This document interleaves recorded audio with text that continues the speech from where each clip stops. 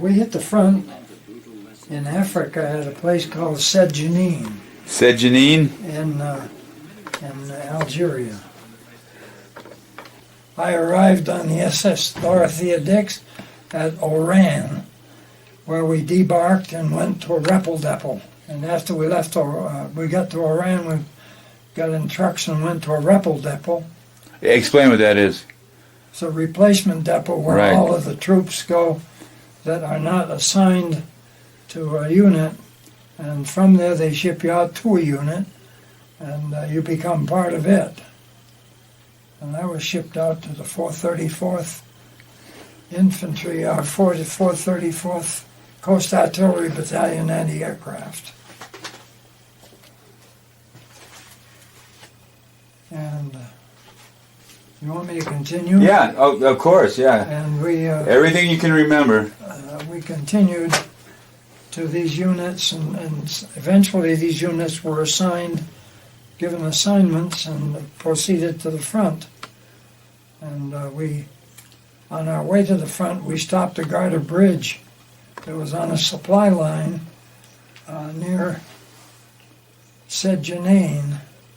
And at that point, our first encounter was with an ME-109 and strafing us, and our 50 caliber water-cooled machine gun shot him down.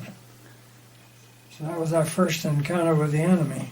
And you were with the 434th Coast Artillery Battalion anti-aircraft. And talk about the equipment you work with. Well, the equipment we had at that point was a Bofor 40 millimeter anti-aircraft gun.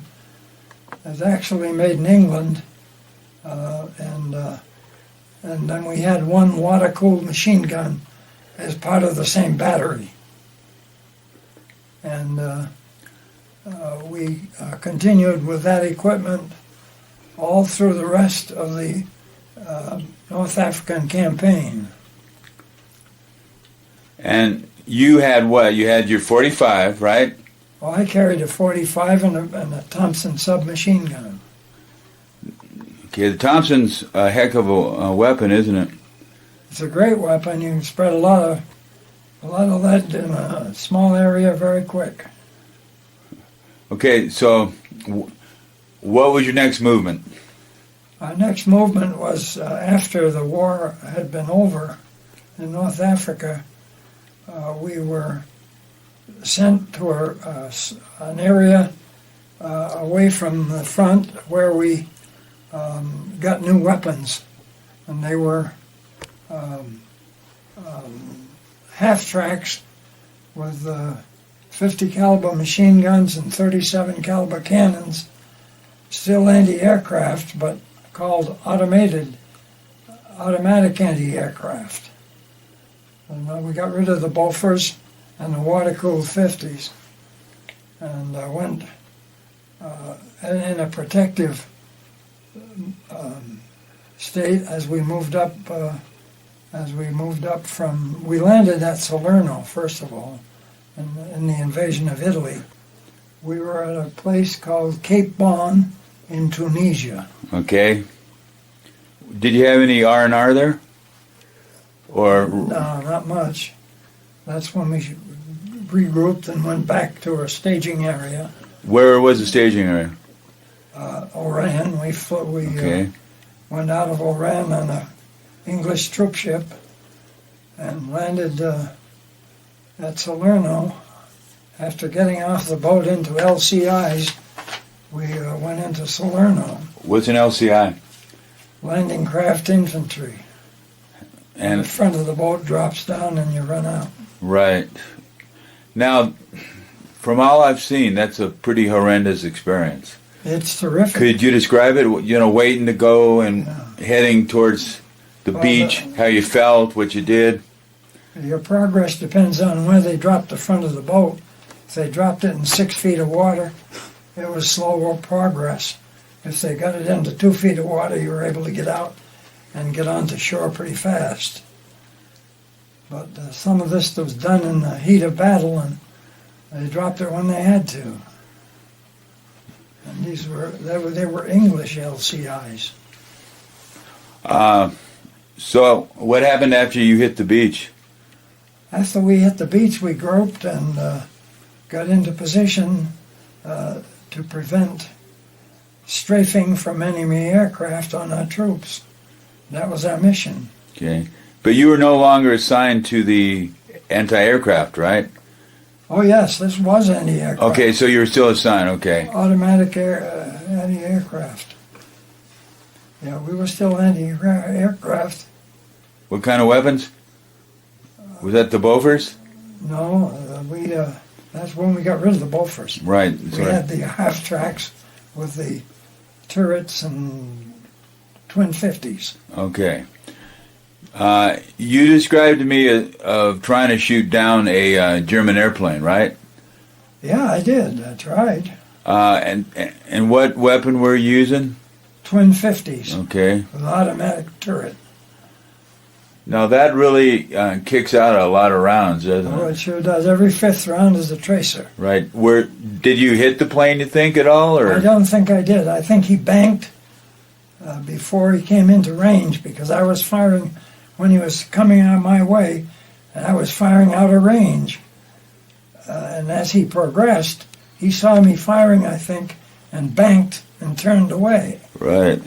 And when he banked, I thought I had him, but I was too far off. Because his belly was exposed, Yeah. right? And that's a shot you want. That's what I wanted. Yeah. But that was, that's pretty I was tough. a little too far away. Right. Manning a 37 millimeter gun and 250 caliber machine guns on the Right. same turret. Wow. And then the other turret that was assigned to be with this unit was twin 50s. And that's what you fired, right? Yep, I fired the twin 50s. Yep. Okay. So, when did you start to move up? You know, the We peninsula. We followed the troops. When the ground troops moved up, we moved up. Right. We were behind them, about 2 miles behind them all the time. Okay, so you were on the beach about how long, you think? Oh God,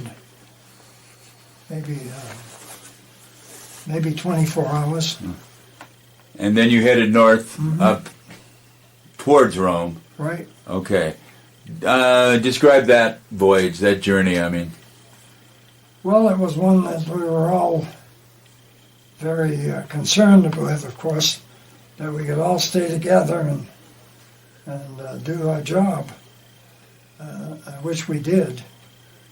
But as we progressed up the peninsula, the airplanes from the German army became fewer and fewer. And like I said, when we got up above Casino, they decided to change us to ground infantry troops. And at that point, it was altogether different, of course, and some of our people had never had any infantry training. But Mark Clark decided that he'd give us an assignment along the coast, the east coast of Italy, and the heavier fighting would be inland. So the regular troops continued up, and then we went up along the coast. Okay, who is Mark Clark? Mark Clark's a 3-star general in charge of the 5th Army in Italy. He was the big boss, right? He was the big boss, yeah. What'd you think of him? You said you saw him once, right? I did see him. He came up to the front, and we'd just been strafed by an ME-109 and Mark Clark. Messerschmitt. A German Messerschmitt, right. Yes, yeah. A very scary airplane. A very scary and fast airplane. Focke-Wulf 190s and the Ju-88s. Ju was a twin engine. A Junkers or Junkers. Yeah. Describe that. That's like a big airplane, like a big boy, a bomber. Yeah, it's a bomber. And it looked like sheet metal almost, huh? Well, on the outside? Yeah, it looks sleek. Yeah. Yeah, one of their better airplanes. So, were you ever attacked by them? By the At Junkers? night, we were bombed by them. How terrifying was that? How terrifying as hell. It's the dark of the night, you don't know what's up there. But we were assigned to shoot a certain azimuth at a time prescribed by the man who was directing the bombing. And somebody had him on headphones or something, right? Like he was. Yeah, I did. Oh, you did. Yeah. Describe that. I took directions from the central unit to put our guns at a certain azimuth in a certain direction and to fire 1 to 5 rounds. And all the guns coordinated and fired at the same time, so we had an air full of anti-aircraft, not being able to pinpoint. What? Sorry. Not be able to pinpoint the place where the bombers were. This unit that had charge had some means of prescribing the right distance and the right position of the enemy aircraft and the time to fire. Were you on your radio then? I was on my radio. Okay. Now you were what you call a radio man? Yeah. Okay. Were you weren't in the Signal Corps? You were just assigned with your unit. I was a radio man when I was assigned to man the Twin 50s. The sergeant in charge told me, your turn. The corpsmen and guys with radios were targets. Oh, we had an 8-man shot in our first attempt to retrieve some of our wounded. Where? I can't remember the name of that place. I can't remember the name of that mountain. But it was our first battle as infantry, and at that point we had wounded that we couldn't get,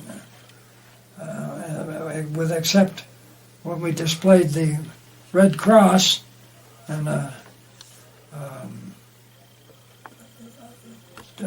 our aid-man and rifleman went together to assist the wounded, and he got shot. The enemy shot him.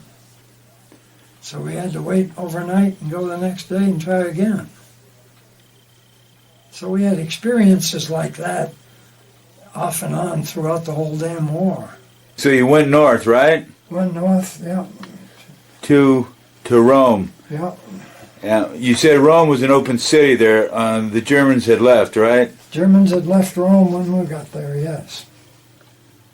Oh, the Rapido River is right here. Yeah, right there. Yeah. That was deep and fast and extremely difficult to get anything across it. So how'd you cross it eventually? Well, we didn't. We crossed it, but came back. We didn't stay there because they couldn't get enough troops across there. And we came back and proceeded on to Rome. But as I recall, it was always raining all the time. We were there and it was deep and muddy all around the area. And it was hard to get anything moved. And we fought our way up the peninsula to, like I said, to Genoa, and that's where it ended for us. Because the Germans surrendered about 70,000 troops at that point. The problem became immediate. We had to house them and feed them, and that was a struggle, believe me. Did you make a lot of good friends? Oh yeah, a lot of good friends. Do you remember any of their names, or? Oh, I remember some of their names. I remember one particular gentleman. His name was Puskar, Sergeant Puskar.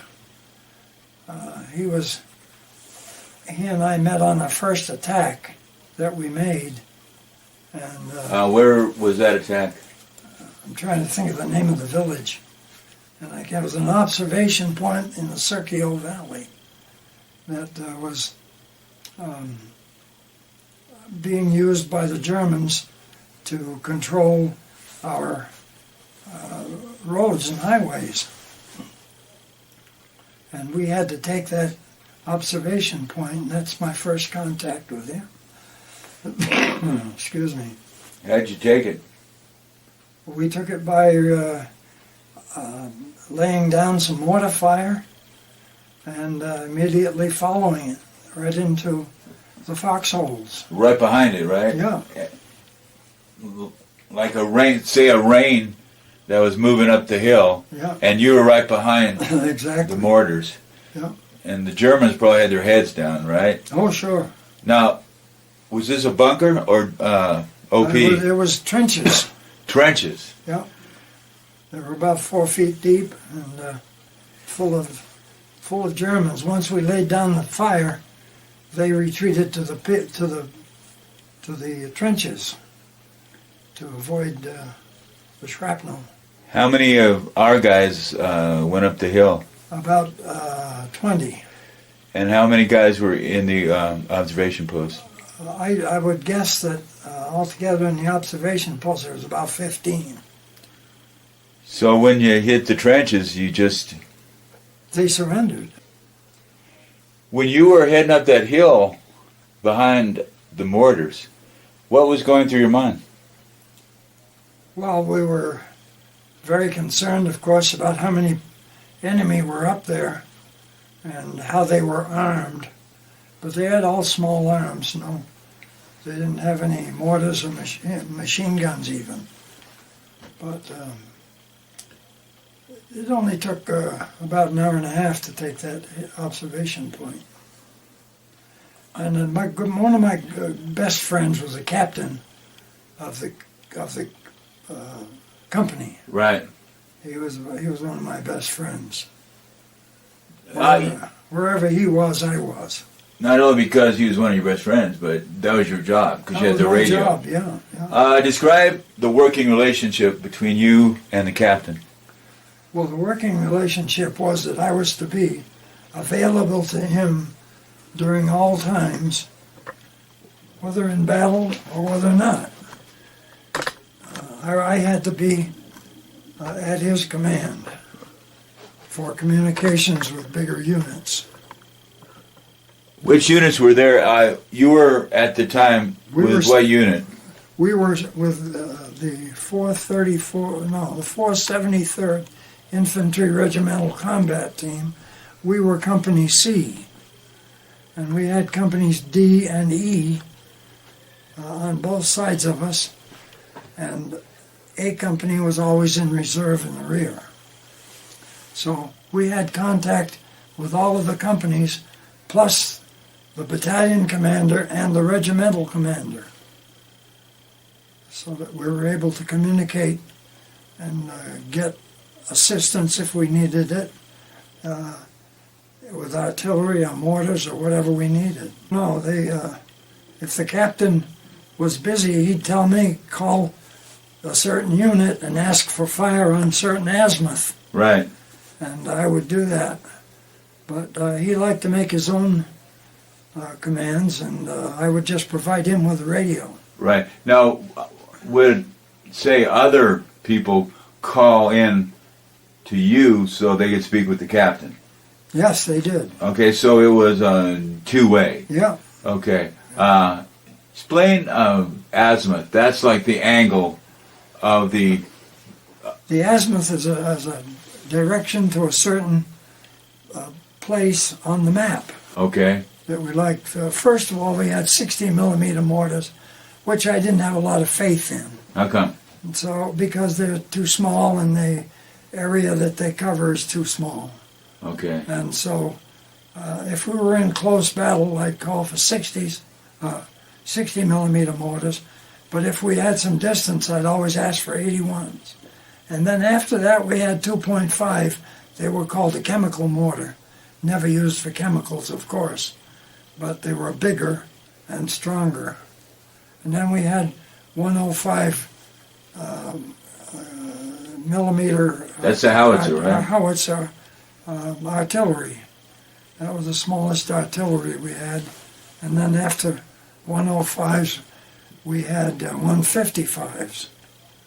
And We used all of them at different times.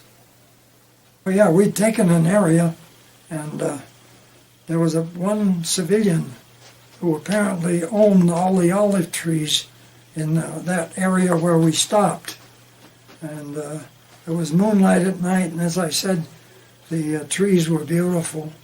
And this lady, she must have been 50 years old or so, and that was part of her estate.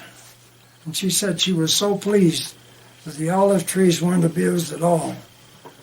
And she was so happy about that, because that was her income. Now, and were you planning an attack around there at the time, or? No, we were regrouping at the time. Okay. And getting more ammunition, clean socks and that sort of thing. Clean socks are important. Oh God, they bring them up in bags, and you just reach in and grab a couple. But they were clean, and our feet were dirty, of course. But it kept you from athlete's foot and that stuff. In the sea rations, you had the cans of beef stew, which were the favorite for all of us. I bet. And the K rations were a small. God, I'm trying to think what those were. They were mostly a small bar of chocolate and a little container of powdered coffee, and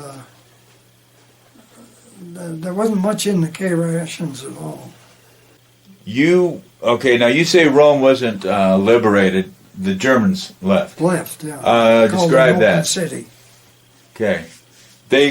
They said this is an open city, right? Mm-hmm. The Germans, which meant we didn't really lose it, we just left. Yeah, we didn't want to destroy it. Yeah. You walked through Rome, or no? Walked through, we trucks. drove in Jeeps. Jeeps. Yeah. Now, the picture we have of you in the Jeep with those 5 guys, where was that taken? Just outside of Rome. Just outside of Rome. Yeah. We had some flowers on the car. Did any women run up and throw flowers at you and kiss you or anything? No, they didn't. They didn't run up to us. They stood beside the road, and if you stopped, they'd put flowers on your car, a Jeep, and that was the extent of that. They talk about civilians running up and trying to kiss you and all that stuff. We didn't have any of that. None of that at all. They were happy to see us. They were clapping their hands and yelling, but no personal contact at all. No. In the picture of you in the Jeep, you have your you got your Thompson, yeah, and your 45, yeah, and you're looking right at the camera. What was in the trailer behind you? We had some mortar ammunition, 60 millimeter mortar ammunition, and we had 5 guys riding out with us in that trailer. That must have been a nice bumpy ride. We came up to these positions overnight, and it was wet and rainy, and these trails were all on a mountain. And I remember when the Jeep I was driving the Jeep at that time, and as it almost died out, I shifted into the 4-wheel drive and pulled out of it very nicely. But they were 4-wheel drive, those Jeeps. Talk about the Jeeps. They kind of helped win the war, didn't they? Oh, you're damn right they did. Yes, absolutely. What was so wonderful about the Jeep? They didn't use a lot of gas, and you didn't have to worry too much about that. How many miles a gallon a Jeep I don't know. I'd guess, but I'd say 40. No kidding? Yeah. What kind of helmet? You had just the steel pot, we used to call it. Yep. With a liner. A liner, yeah. I read a story about one of the guys in Bastogne. Well, one went in this guy's helmet, went around between the liner and the helmet, yeah, and exited. And he says, why it never went through my head, I have no idea. Well, I had my captain get the same thing. Really? Exactly. It shot up between it took a piece of his ear and went between his helmet liner and his helmet and lodged there. You hit Rome. Did you go any further north after Rome? Oh, sure. Okay, let's hear about that. Well, we went all the way to Genoa, which the Germans were on the run, and we were right behind them. And they got to Genoa before we did, and they surrendered at Genoa. How many guys surrendered? Well, they figured about 70,000. Do you remember the units? I don't remember the units at all. I know they're just a mass of troops. They were all, in just a few hours, they were marching out in groups, and we were just assigned to guard them. So you helped to guard them? Yep. What was that like? Oh, it's a touchy thing. You didn't know what to do or where to go.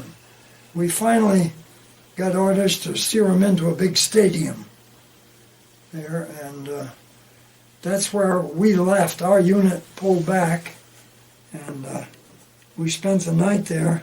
The next day we went back all the way to Naples to wait for shipment home. The American soldier had a clear idea. He didn't want to conquer the world. Exactly. He wanted to go home, have a mortgage, have a car maybe, and go a family, raise them, Yep. and have a life. Exactly. That's what we all wanted. Were you ever scared that we might lose the war? Never, not for a minute. How come? I had tremendous confidence in all of our officers, and all of the strategy that was applied seemed to be working all the time for us. I can't remember that we ever, my unit never was in a retreat, and I think that was because we all had the same purpose, and we all had the same motivation. Did you ever fight any Italians, or had they already surrendered? I believe they'd already surrendered. We had encounters with the enemy, and as I recall, they were all Germans. Now, as fighting troops, the Germans were excellent, weren't they? Oh, they were good fighters, yeah. Highly trained, good equipment. Yep. Why do you think we won? Why do you think we beat the Germans? Well, I think, first of all, we had better backup than the Germans did. Equipment? The equipment and our reason for being there was very motivating, because we all wanted to get out of there, do our job, and go home. And with that in mind, it kept us going.